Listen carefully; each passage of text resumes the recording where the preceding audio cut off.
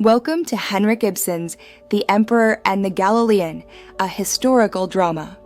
This play unfolds in the Roman Empire, specifically from 351 to 363 AD, a period of immense religious and political upheaval.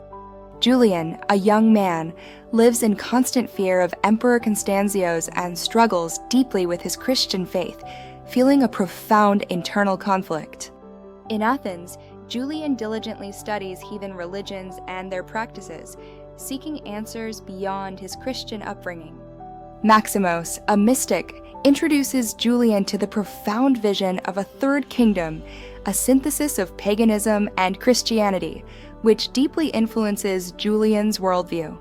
Julian is eventually made Caesar and then happily marries Helena, a period of relative stability and personal joy. However, Helena's tragic, mysterious, and untimely death marks a turning point, deepening Julian's disillusionment.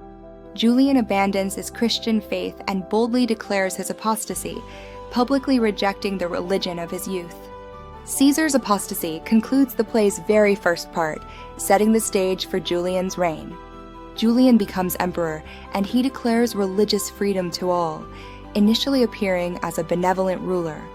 Yet, his zeal to revive paganism leads him to become a tyrant, ultimately leading to his downfall as he persecutes Christians.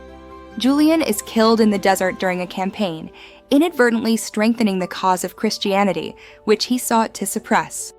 Julian serves the will of the world in history, a tragic figure whose actions, though intended to reverse the tide, ultimately propelled it forward.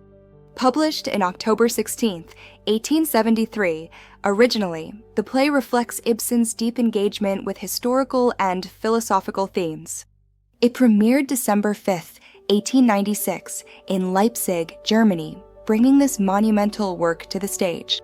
Ibsen's exploration of faith, doubt, power, and destiny remains a timeless and compelling study of human nature and historical forces.